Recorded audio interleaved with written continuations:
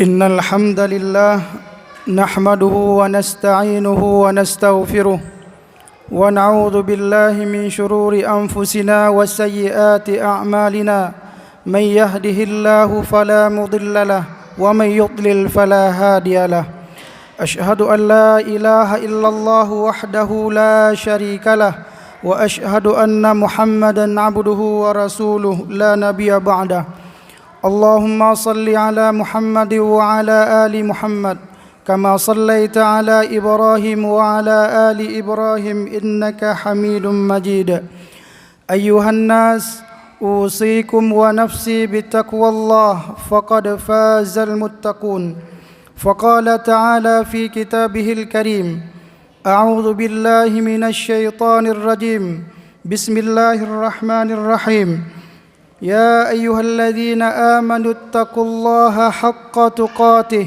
ولا تموتن إلا وأنتم مسلمون يا أيها الناس اتقوا ربكم الذي خلقكم من نفس واحدة وخلق منها زوجها وبث منهما رجالا كثيرا ونساء واتقوا الله الذي تساءلون به والأرحام إن الله كان عليكم رقيبا يا أيها الذين آمنوا اتقوا الله وقولوا قولا سديدا يصلح لكم أعمالكم ويغفر لكم ذنوبكم ومن يطع الله ورسوله فقد فاز فوزا عظيما أما بعد فإن أصدق الحديث كتاب الله وخير الهدى هدى محمد صلى الله عليه وسلم وشر الأمور محدثاتها وكل محدثة بدعة وكل بدعة ضلالة وكل ضلالة في النار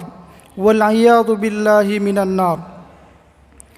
Ma'asyiral muslimin, sidang jamaah Jumat yang dirahmati Allah, mengawali khutbah pada hari yang mulia ini, marilah senantiasa kita memanjatkan puji dan syukur kehadirat Allah Subhanahu wa taala. Karena sampai detik ini Allah masih memberikan kepada kita nikmat yang tidak mungkin kita hitung satu persatu. Nikmat yang patut kita syukuri adalah nikmat iman dan nikmat Islam. Karena dua nikmat ini tidak Allah berikan kepada seluruh manusia. Hanya beberapa manusia saja yang di atas permukaan bumi ini yang merasakan betapa nikmatnya, indahnya Islam, al-Islam, yaitu kalimat La ilaha illallah Muhammadur Rasulullah. Salawat dan salam marilah kita sampaikan kepada baginda Rasulullah sallallahu alaihi wasallam, kepada para sahabatnya, kepada seluruh ulama yang telah berjuang untuk meninggikan kalimat Allah, yaitu La ilaha illallah. Dan kita berdoa kepada Allah senantiasa kita selalu memanjatkan doa kepada Allah, semoga kita di akhir hayat kita, di akhir kehidupan kita, kita tetap berada di atas tauhid, di atas iman, di atas Islam, di atas kalimat La ilaha illallah Muhammadur Rasulullah, dan Allah wafatkan kita dalam keadaan husnul khatimah. Ma'asyiral muslimin, sidang jamaah Jumat yang dirahmati Allah, merupakan sebuah kemuliaan yang besar. Hari ini kita dipilih oleh Allah menjadi pengikut Rasulullah sallallahu alaihi wasallam, di mana Rasulullah sallallahu alaihi wasallam mengatakan, siapapun di antara umatku yang setia dengan sunnahku, yang senantiasa berselawat kepadaku, maka dia dijamin oleh Rasulullah akan dimasukkan ke dalam surga. Ini bukan main-main. Ini merupakan perkataan Rasulullah sendiri yang diabadikan di dalam hadis yang diriwayatkan oleh Imam At-Tirmizi, di mana Rasulullah sallallahu alaihi wasallam mengatakan, kullu ummati yadkhulunal jannah.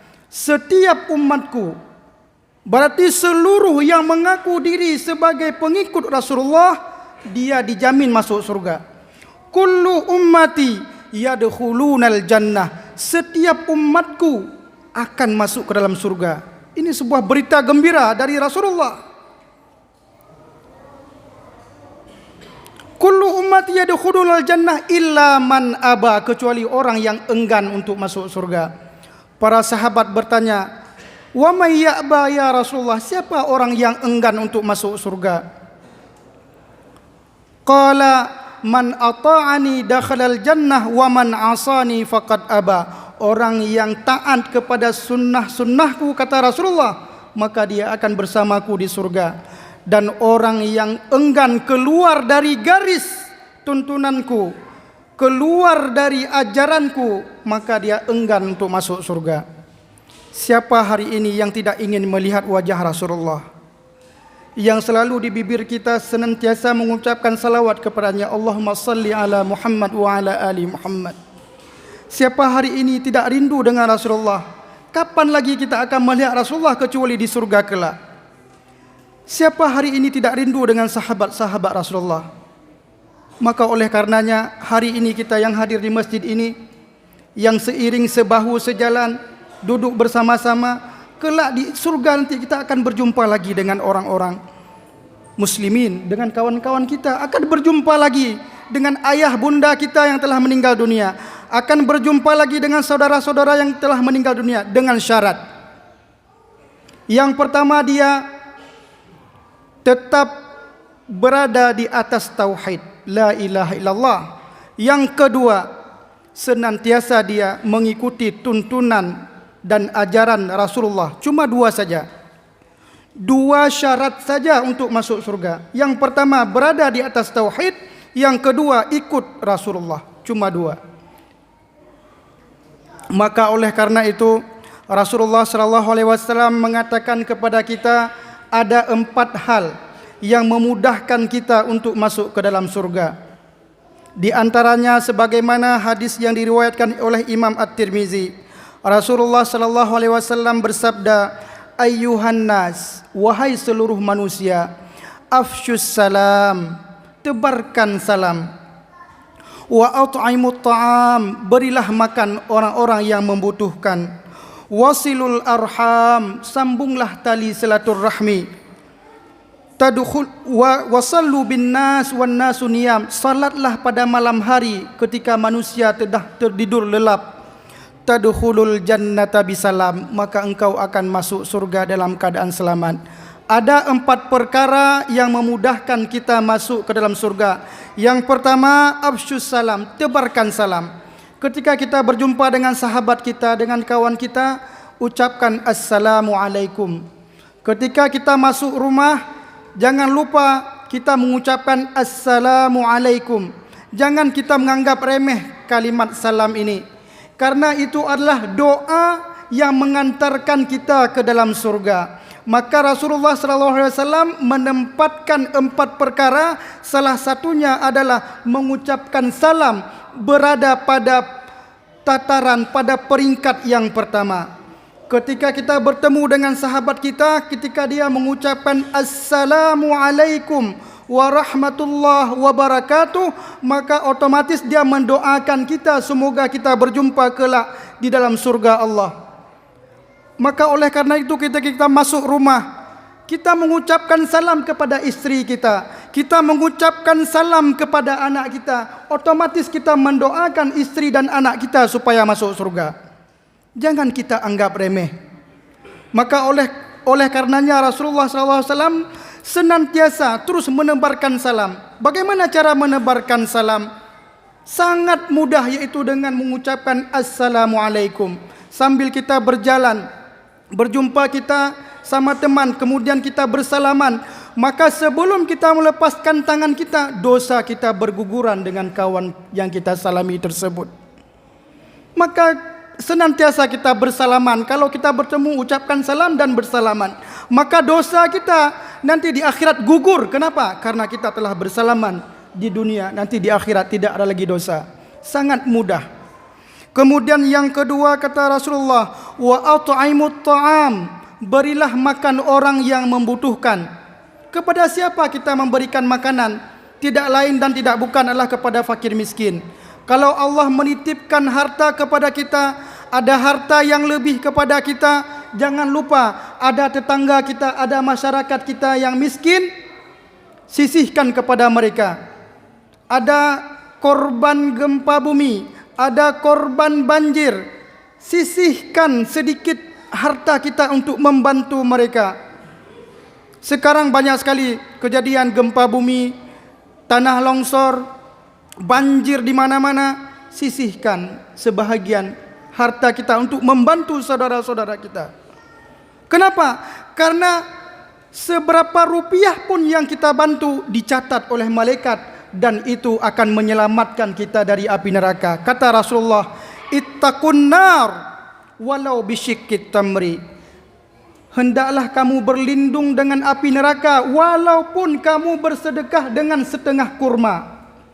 Satu kurma yang kita berikan kepada orang, sebiji kurma yang kita berikan kepada orang, itu tidak sia-sia karena itu dicatat oleh malaikat. Dan di akhirat kelak kita akan dihalangi untuk masuk ke dalam neraka gara-gara kita memberikan sepotong kurma kepada kawan dan kerabat kita di dunia. Sepotong kurma. Bayangkan lagi kalau kita berikan berkardus-kardus kurma. Ya Allah ya Rabb, maka kita akan melihat pahala kita di akhirat dan akan menghalangi kita untuk masuk ke dalam neraka. Kemudian yang ketiga, wasilul arham, sambunglah tali silaturahmi. Dengan siapa kita menyambung tali silaturahmi? Tidak lain dan tidak bukanlah dengan saudara dan kerabat kita, dengan paman kita, bibi kita. Kalau kita sudah berkeluarga, kita kunjungi ayah dan ibu kita, kita doakan ayah dan ibu kita. Kelak nanti kalau kita tua, anak kita yang akan mendoakan kita. Hari ini kita mendoakan orang tua, maka anak kita nanti akan mendoakan kita. Begitulah siklus kehidupan dunia. Kalau hari ini kita durhaka kepada orang tua kita, maka kelak anak kita akan durhaka kepada kita. Itu hukum yang telah ditetapkan oleh Allah.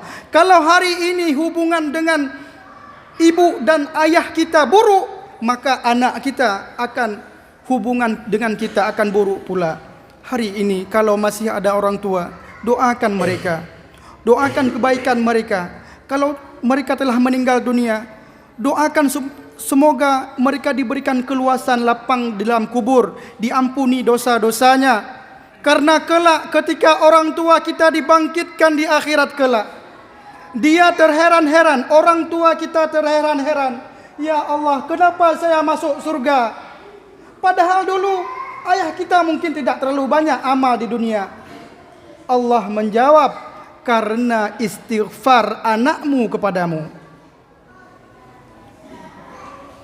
Karena istighfar kita kepada ayah kita, kepada ibu kita, itu yang menyebabkan mereka masuk ke dalam surga.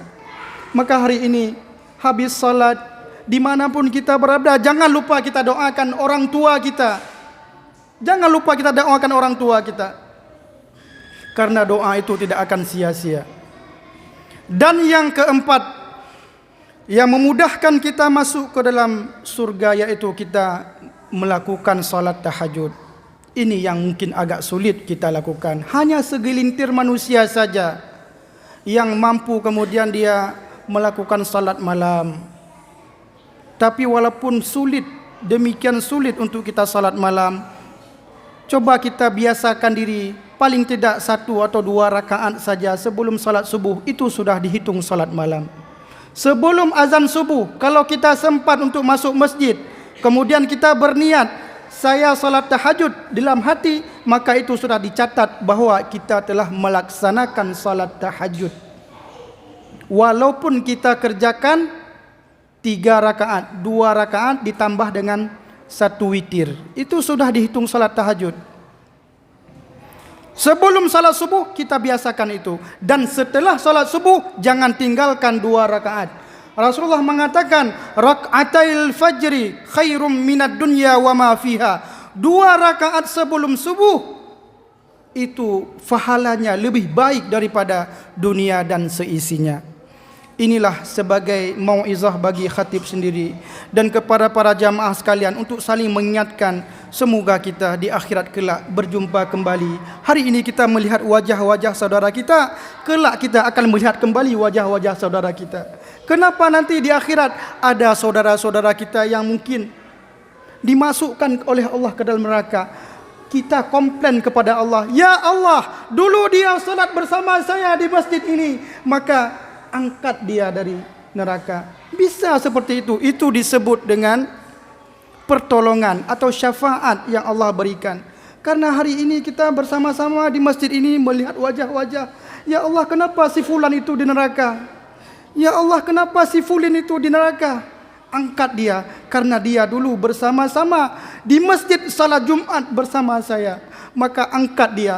Berdasarkan syafaat dari kita, kita menolong sahabat-sahabat kita.